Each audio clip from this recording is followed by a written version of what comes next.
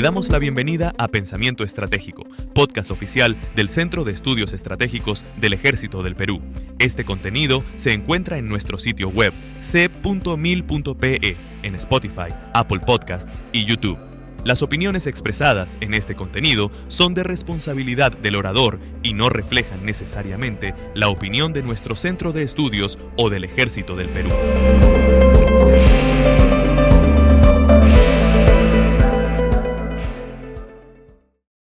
Bueno, en primer lugar quiero agradecer al Centro de Estudios Estratégicos del Ejército Peruano por la iniciativa de buscar comunicar a la población y a las generaciones que vienen todo aquello que fue la operación Chavín de Huántar, la vivencia de los rehenes durante 126 días, la dificultad de las negociaciones, a qué se enfrentaba el gobierno peruano y qué decisiones tan difíciles tuvieron que tomarse y qué proceso tan largo se tuvo que llevar para poder resolver esta crisis gigantesca que significó la toma de la residencia del embajador japonés por el MRTA, por el Movimiento Revolucionario Tupac Amaru, dirigido por un terrorista, Néstor Serpa Cartolini. La toma de la embajada por los terroristas se dio el día del aniversario del emperador del Japón, que es la fiesta nacional del Japón. Y fue una operación meticulosamente preparada por el movimiento revolucionario Tupac Amaru, que habían tomado una casa vecina. En un momento dado, esto ocurrió 10 o 15 minutos después de que yo llegara a la recepción, hubo una gran detonación y yo vi que a cierta distancia, digamos a unos 50 metros o más, se levantaba una columna de humo blanco. Y entonces yo pensé que esta columna de humo blanco era un artefacto explosivo en la calle, que habían detonado una bomba en la calle. Pero en realidad lo que habían detonado era el muro de esa casa que habían capturado al lado de la residencia del embajador japonés. Y entonces entraron a gran velocidad para tomar los accesos y después empezar a intimidar a los rehenes. Hubo naturalmente un momento de gran desconcierto hasta que nos dimos cuenta que los disparos tenían lugar al interior de la residencia y que por lo tanto se trataba de un ataque terrorista. Hubo una gran confusión al principio. Del exterior se arrojaron gases lacrimógenos, que fue en el fondo un problema porque nadie podía salir. Por lo tanto, los gases lacrimógenos no afectaban a los terroristas que tenían máscaras antigas, habían previsto esa situación, pero sí afectaba mucho a los rehenes que íbamos siendo empujados hacia el interior de la residencia. Fueron momentos enormemente angustiantes en los cuales en el fondo no sabíamos qué organización terrorista estaba tomando la embajada y qué iba a ocurrir. Naturalmente, yo como ministro de Relaciones Exteriores sentí que naturalmente era un blanco de elección para estos terroristas y que si alguien podía ser ejecutado, en primer lugar iba a ser yo, cosa que efectivamente era la idea de ellos. Cuando se fue calmando las cosas a lo largo de la noche, después de la intervención del embajador Aoki, que habló con un altoparlante a la policía que se encontraba en el exterior, cesaron los gases lacrimógenos y empezaron los terroristas a minar la residencia. esto es a colocar explosivo plástico en los techos y en todas las columnas de la residencia, porque el plan de ellos era que si perdían la batalla iban a hacer volar la residencia con ellos y con nosotros. El primer encuentro que tuve con Serpa Cartolini fue cuando empezó la selección de los rehenes. Estábamos de cuclillas, un gran grupo de rehenes en una sala, y llaman mi nombre. Mi primera reacción instintiva es no decir nada, pero cuando llaman por segunda vez, claro, lo obvio era que no podía esconderme, entonces me puse de pie, caminé tranquilamente hacia los dos terroristas jóvenes que estaban al pie de la escalera y para el desconcierto de ellos les tendí la mano y les dije: Francisco Tudela, mucho gusto, cosa que los desconcertó. La terrorista sonrió y me escoltaron al segundo piso donde estaba cerca Cartolini con una lista, o sea que definitivamente ya tenían una lista de los asistentes a la recepción y ya habían hecho una selección previa, porque para esto ya serían las 11 de la noche.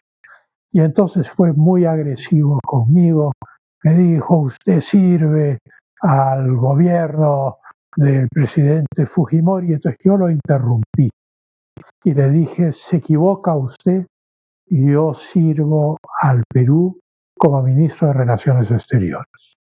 Y entonces bajó la mirada.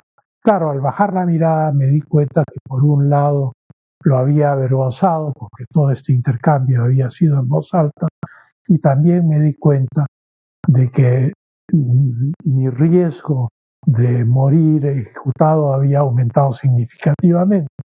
Luego anunciaron, un tiempo después, uno pierde el sentido, la referencia de las horas en medio de esto, que el primero que iba a ser ejecutado al mediodía del día siguiente iba a ser yo. Ese fue el ultimátum al gobierno.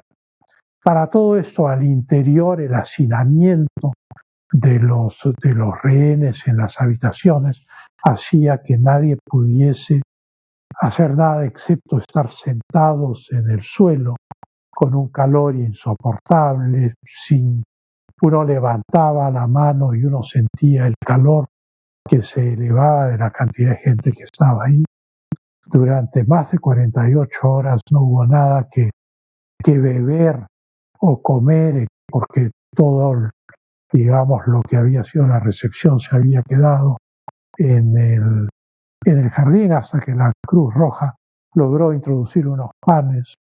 Hicimos una repartición de los panes cada chancay era dividido en 4 pedazos, o cada medio chancay en 4 pedazos, y esa fue la primera comida que tuvimos. Para todo esto, la televisión estaba prendida, y entonces era un poco surrealista vernos ser víctimas en el lugar mismo y en la realidad de los terroristas, y al mismo tiempo ver cómo la televisión, sin querer, daba cuenta de quiénes eran los rehenes y nos iban, digamos, señalando involuntariamente.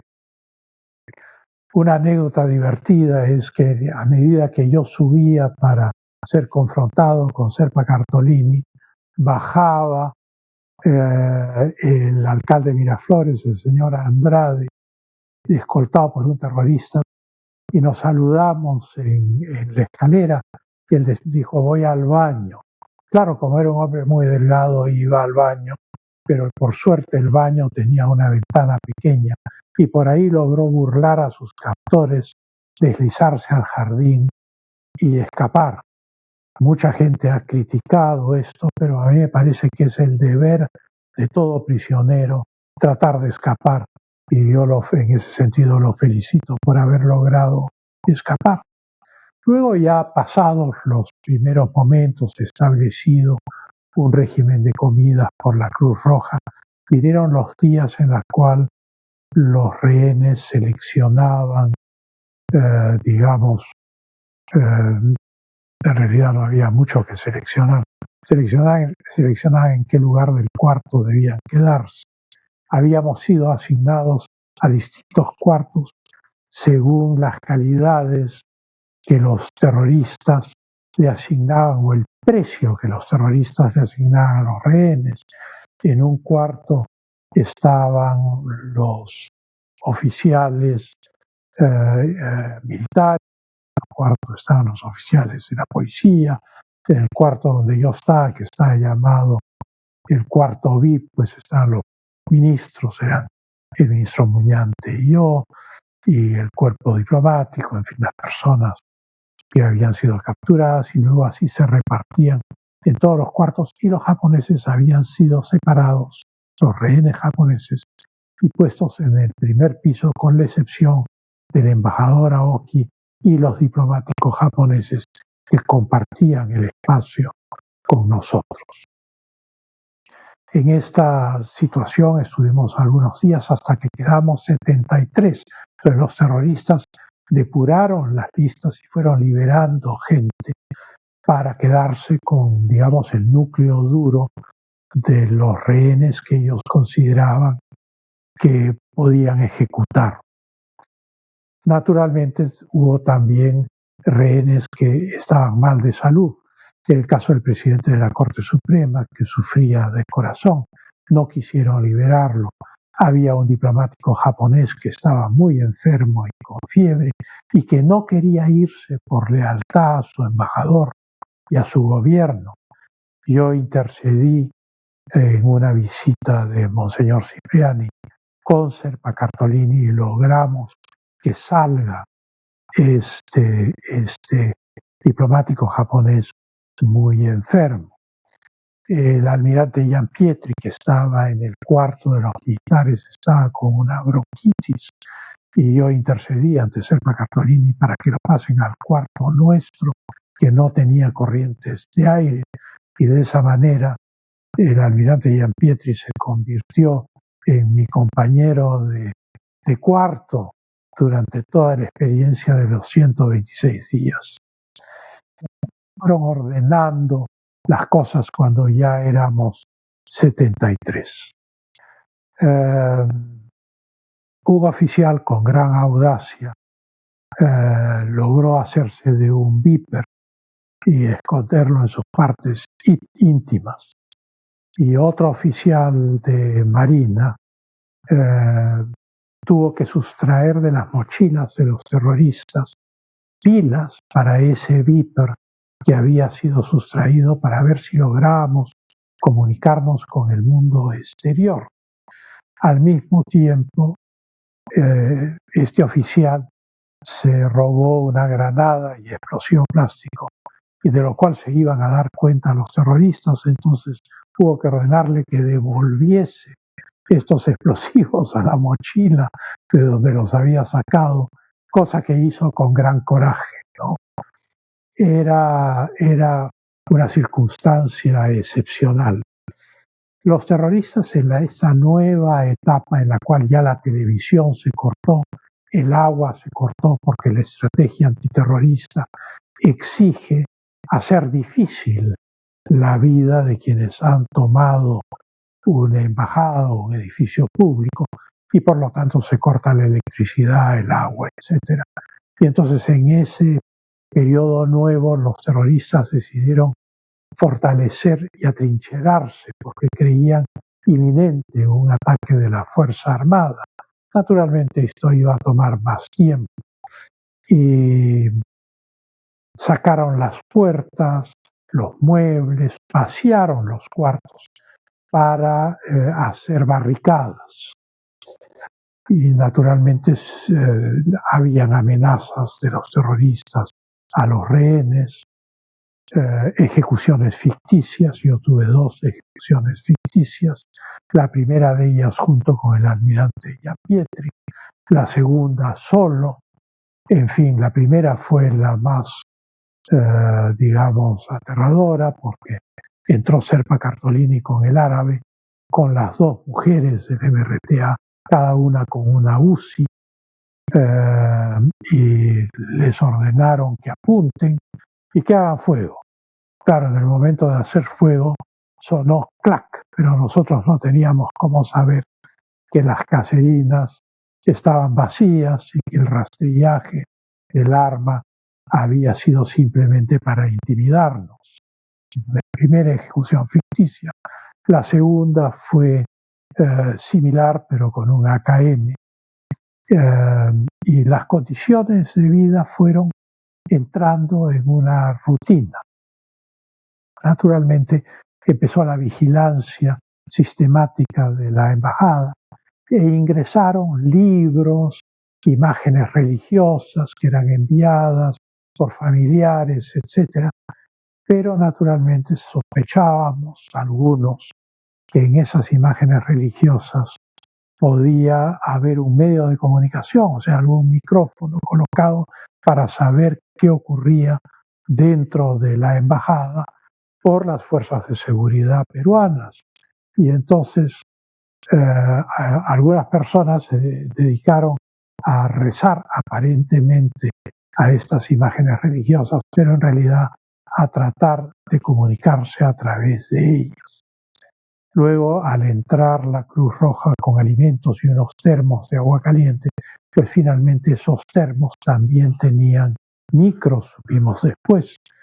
Y la comunicación finalmente logró establecerse, porque en un momento dado, frente a una pregunta, pues vino una respuesta por el Viper. Y entonces a través del Viper se estableció el mecanismo de comunicación que era administrado por el almirante Giampietri. Luego vino la etapa de vigilar nuestro propio entorno, la rutina de los terroristas y nuestra propia rutina, y ir apuntando discretamente todas estas cosas y escondiendo los papeles en los cuales se hacían, para saber exactamente hasta el último detalle, hasta el último bostezo, cuál era la rutina de los terroristas y cuál era nuestra propia rutina y dónde estaba cada uno en la embajada a lo largo de todo este proceso. Los garantes, por su parte, fueron muy importantes. El embajador Anthony Vincent de Canadá y Monseñor Cipriani, que había sido obispo de Ayacucho. Su presencia había sido solicitada por el propio gobierno para poder saber qué estaba sucediendo dentro de la embajada de manera fidedigna, si los rehenes estábamos siendo maltratados. Claro que había maltrato. Desde la primera noche, la llegada de Monseñor Cipriani y del embajador Anthony Vincent de Canadá, digamos que moderó enormemente el comportamiento de los terroristas hacia nosotros y permitió una comunicación de la cual yo fui el partícipe, así como el almirante Giampietri mantenía la comunicación con el exterior a través de los micrófonos que después ya ingresaron en la caja de una guitarra y en una Biblia, que fueron traídas ambas cosas por la Cruz Roja Internacional, que quede eso claro, y enviadas por los familiares. La guitarra que se envió al almirante Giampietri, que llegó en su caja, tenía una dedicatoria de su mujer, que en cuanto la leyó el almirante Giampietri dijo: esta no es Marcela, ella no escribiría una cosa así. Digamos que lo que habían escrito en la pizarra parecía una letra de un vals criollo un poco triste. Y entonces, claro, la señora Marcela era una señora de temple, y entonces se dio cuenta el almirante que la guitarra pues venía de otro lugar, ¿no? Y en mi caso, el representante de la Santa Sede y el embajador canadiense le pidieron a los terroristas reunirse siempre a solas conmigo, porque no querían que hubiese ninguna presión sobre mí, porque mi función era informarles de la actitud de los terroristas, de la actitud de los rehenes, del estado emocional de los rehenes, de las verdaderas intenciones de los terroristas. Y ahí probablemente desde el punto de vista terrorista, los terroristas cometieron un error. No debieron haber permitido eso, pero lo permitieron. Y eso abrió otro canal de inteligencia al exterior, porque yo hacía mi reporte a ellos y Monseñor Cipriani y Anthony Vincent me preguntaron, el embajador canadiense, en la primera reunión que tuvimos, ¿qué somos nosotros? No sabemos cuál es nuestro rol acá.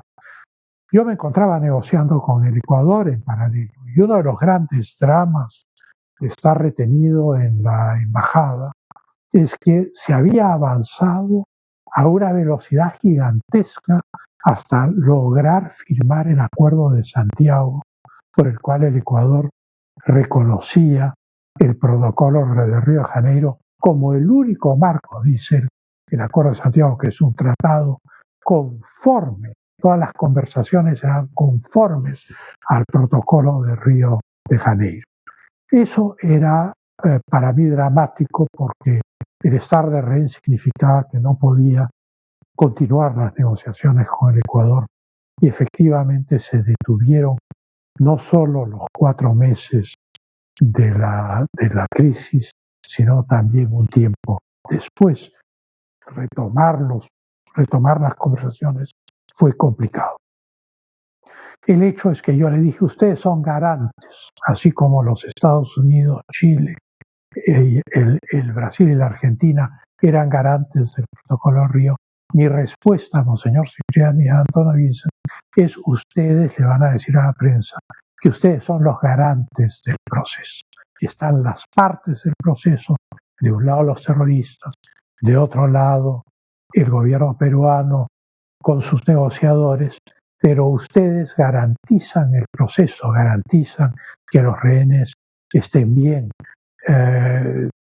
tratan de hacer pensar a los terroristas sobre las fórmulas que se han visto en la mesa de negociaciones. Y naturalmente asumieron ese rol, pero a medida que las visitas continuaban y yo me iba reuniendo con ellos, pues yo iba también conociendo el temperamento exterior, porque los garantes también se reunían con los negociadores y se reunían con el presidente.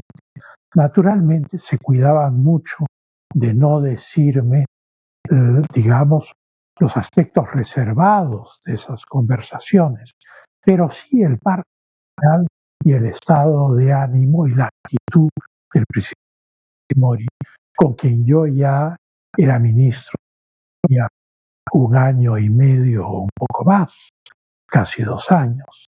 Y entonces eso permitía conocer a nosotros, a este pequeño Estado Mayor de 5 personas.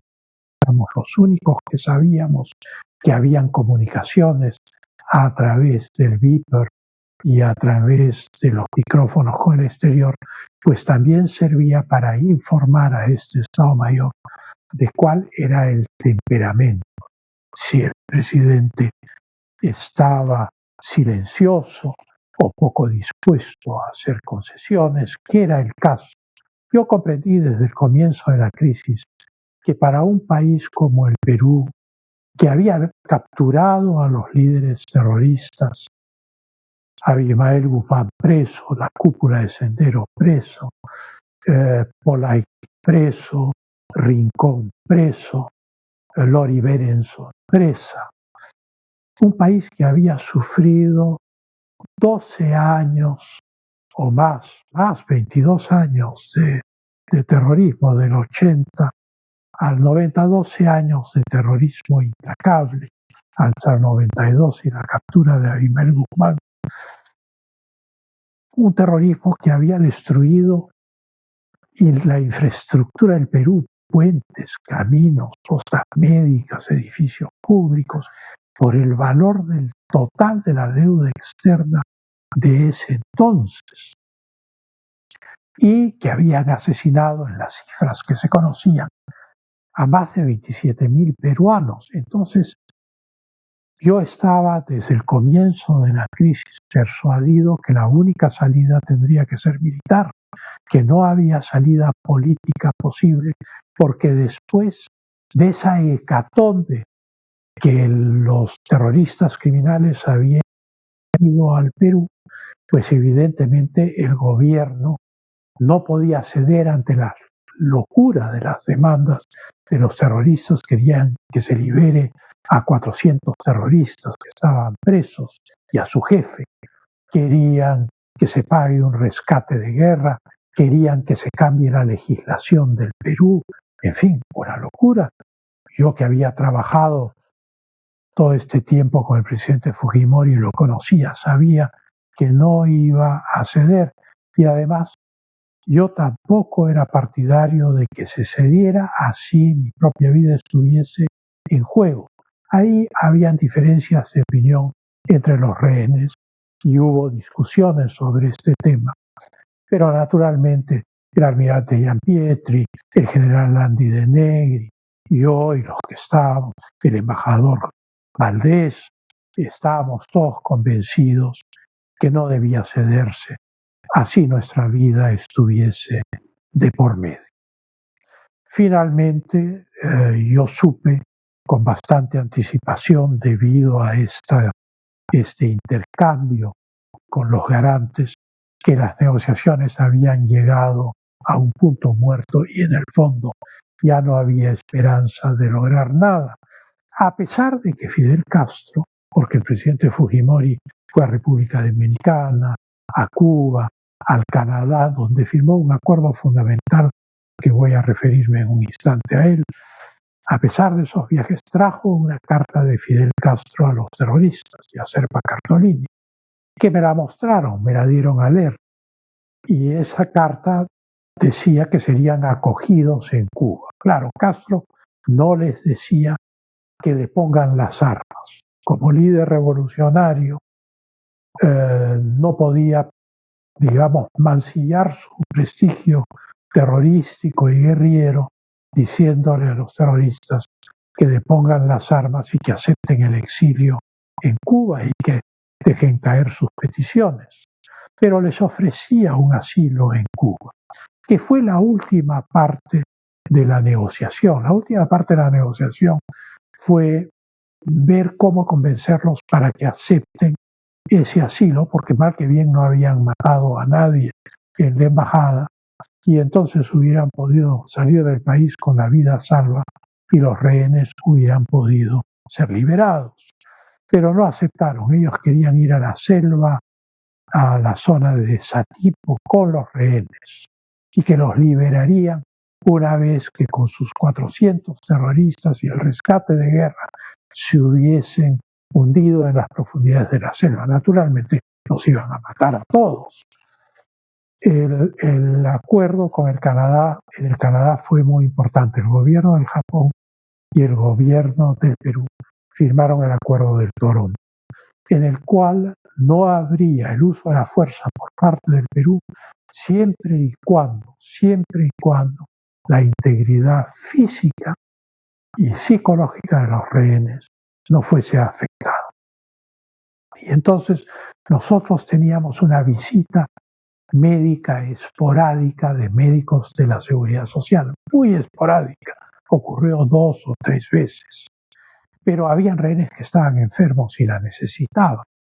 Serpa Cartolini, en ese punto muerto de las negociaciones, para cortarlas prohibió la ayuda médica.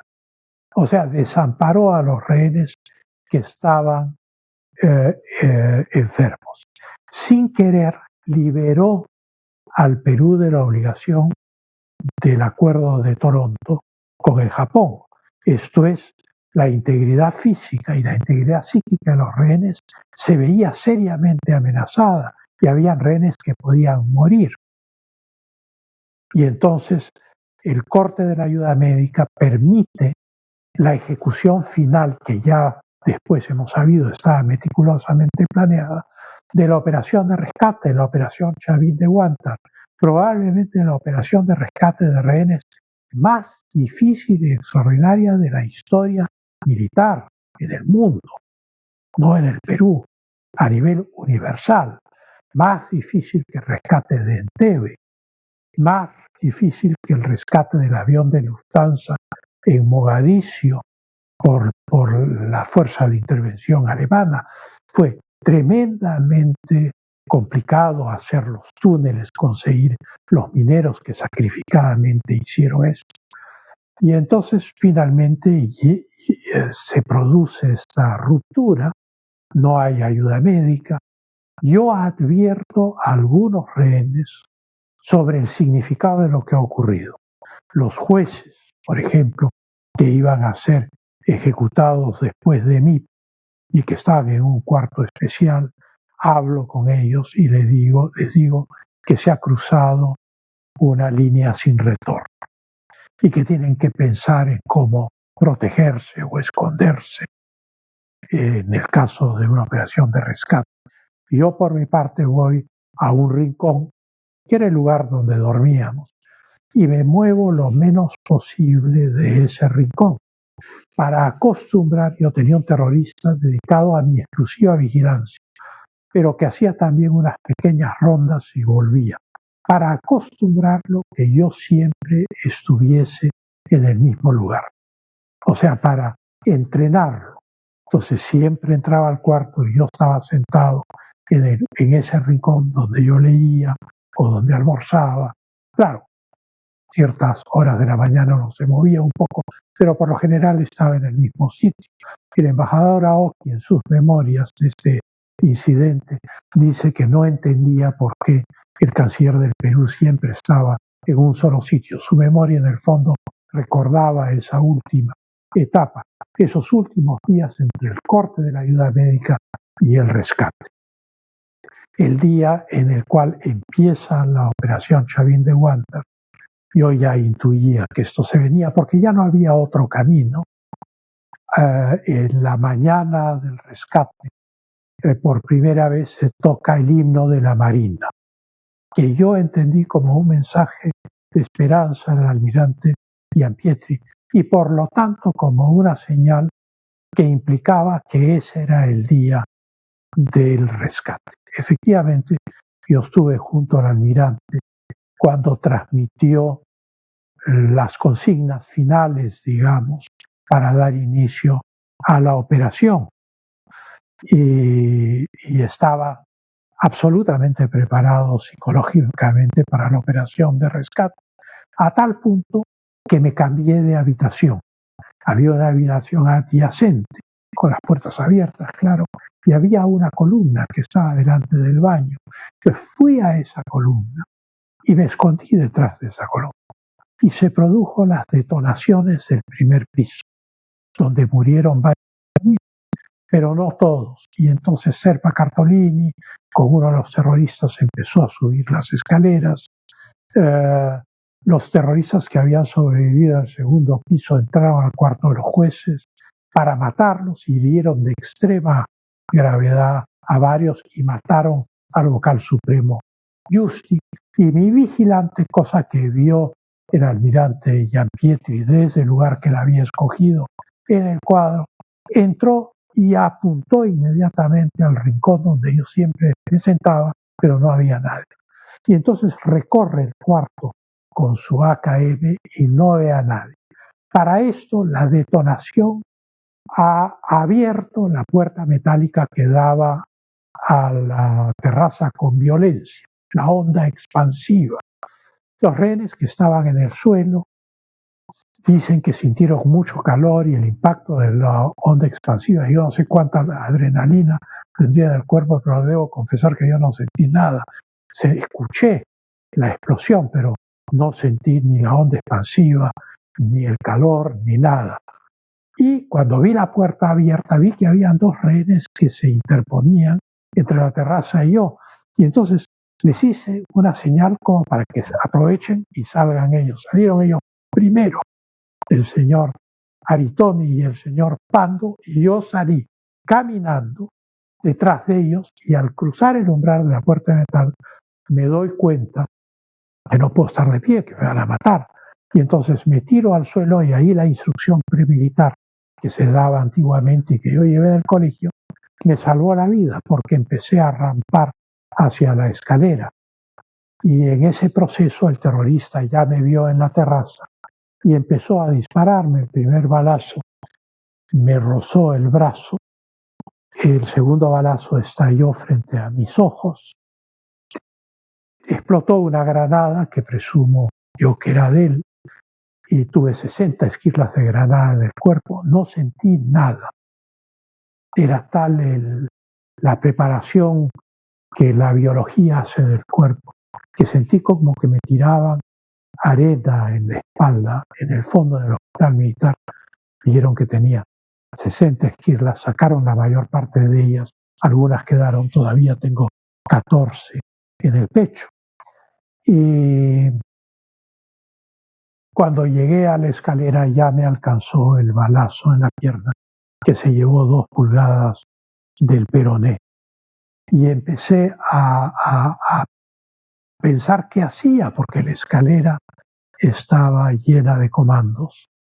Y en el camino hacia la escalera, en este proceso de rampar a la escalera, yo me había cruzado con 3 comandos que iban en sentido contrario hacia la puerta. Uno de ellos era el coronel Valer. Yo no lo reconocí y no lo conocía. Y entonces al llegar yo a la escalera, escucho a mis espaldas, le han dado al comandante. Es evidente que los 3 comandos y a la cabeza el coronel Valer habían estado cubriendo nuestra salida.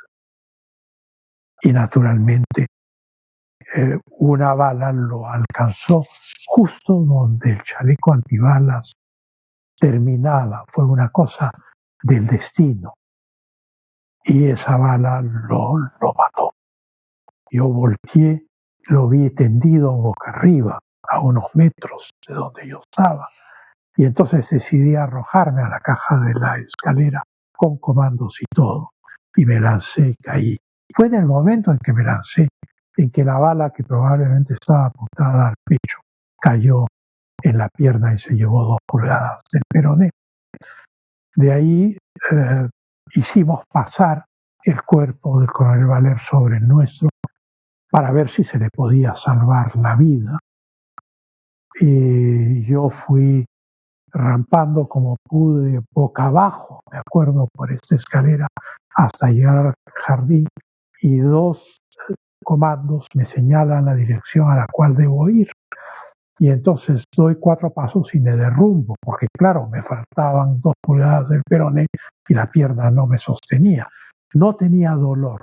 Llegado al punto donde me señalaron que esté, me acuerdo que vi sangre en la pierna, hice así, y este dedo se hundió en un hueco que era una parte de las esquirlas que habían entrado a mi pierna, y las esquirlas que tengo en el pecho habían entrado a través de un agujero también, porque entran en el helicoidal que tenía detrás del axila, debajo de la axila, donde también encontré que tenía un hueco, tenía la camisa ensangrentada, el pantalón ensangrentado. Y naturalmente llegó un comando de la Marina, recuerdo, a quien después he conocido, es el almirante Tello, que me hizo un torniquete. Tuvimos que esperar que los combates terminen, unos 20, 25 minutos, media hora. No hubo ningún disparo después de los combates, o sea que toda esta teoría de disparos posteriores es falsa. Y recién ahí fui evacuado. ¿Qué significa Chavín de Huántar para la historia del Perú?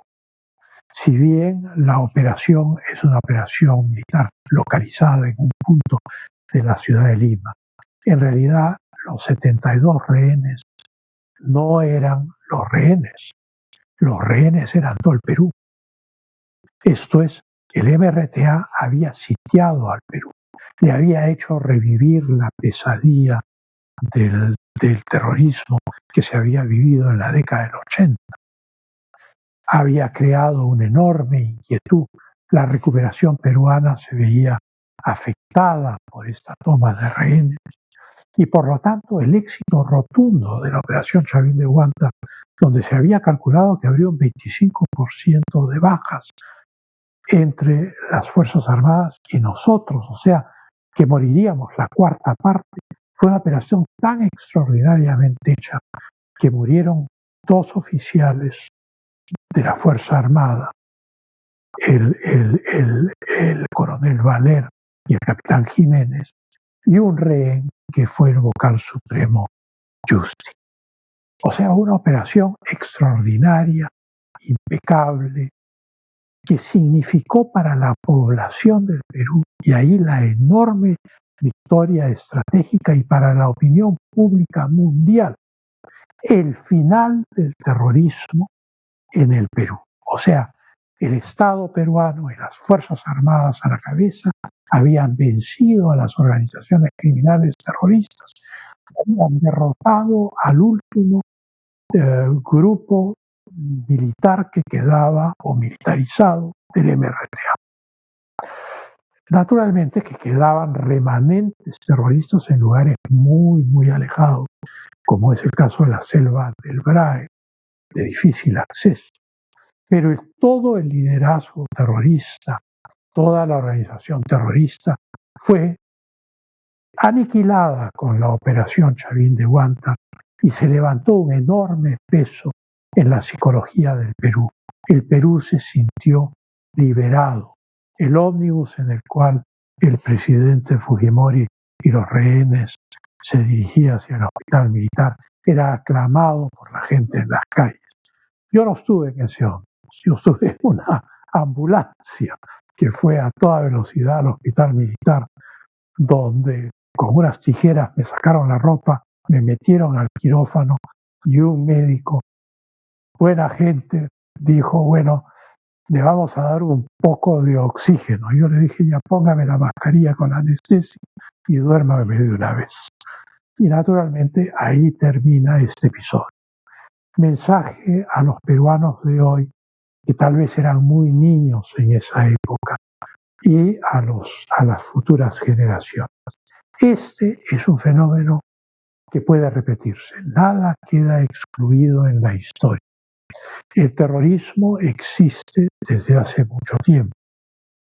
El nombre sicario viene de sicari, que es un nombre que los legionarios romanos daban a un grupo de fanáticos nacionalistas en la Palestina judía, que asesinaban a los soldados romanos y a los oficiales romanos. El terrorismo siempre ha existido a lo largo de la historia de la humanidad con distintas modalidades y formas. Hoy enfrentamos organizaciones criminales vinculadas al narcotráfico y otras actividades ilícitas que operan como terroristas, y por lo tanto el asimilar la legislación criminal para las organizaciones criminales de este tipo a la legislación antiterrorista es una posibilidad que se abre para el futuro y que debe tomarse en cuenta. Esto es, siempre hay una predisposición de algunos elementos en las sociedades a la violencia y la crueldad, y obtener lo que quieren al margen de las leyes, infligiendo un terrible sufrimiento a sus conciudadanos. Son básicamente, en mi experiencia, gente alterada psicológicamente, son psicópatas, son gente que no tienen un sentido del bien y del mal, y para los cuales no solo la vida humana no vale nada, sino que se han acostumbrado a matar. Son como esos tigres que en la India se comen porque se acostumbran a comer a la gente de las poblaciones, y es más fácil de cazar un niño o una mujer lavando ropa que otro animal salvaje, y se convierten en peligros públicos, y el gobierno de la India pues manda expediciones y mata a estos tigres feroces que comen a personas. Yo asimilo a estos terroristas con eso. Eran un peligro tremendo Su liberación hubiera significado una catástrofe histórica para el Perú. Ceder a sus exigencias hubiera sido destruir todo lo ganado en la lucha contra el terrorismo.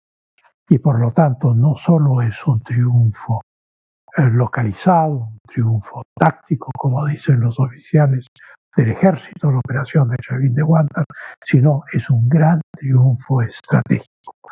Y el presidente de la República comprendió que tenía que dar esa batalla y que no podía ceder, transigir o ser débil, que es lo que ocurrió, por ejemplo, con la batalla de Stalingrado, en el cual el gobierno ruso comprendió que tenía que dar cara a Hitler en Stalingrado y tenía que vencer, cosa que lograron.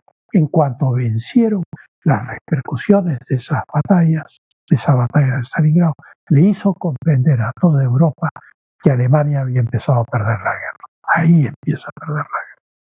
Bueno, Chavín de Huántar es lo mismo para el Perú.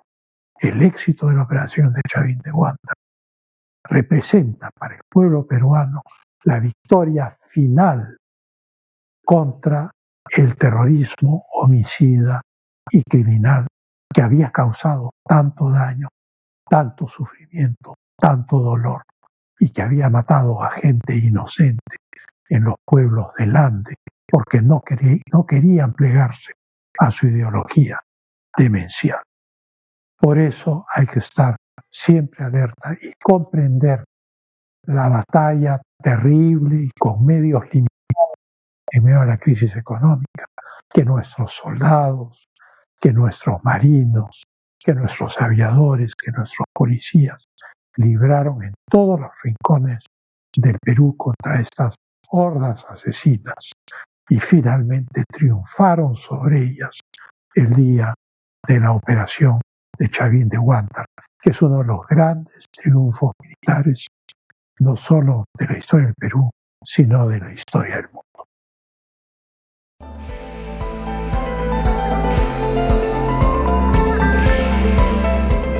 Este podcast está disponible en nuestro sitio web cep.mil.pe, en YouTube, Spotify y Apple Podcasts. Le invitamos a explorar nuestra web, a suscribirse a nuestro newsletter y a seguirnos en redes sociales.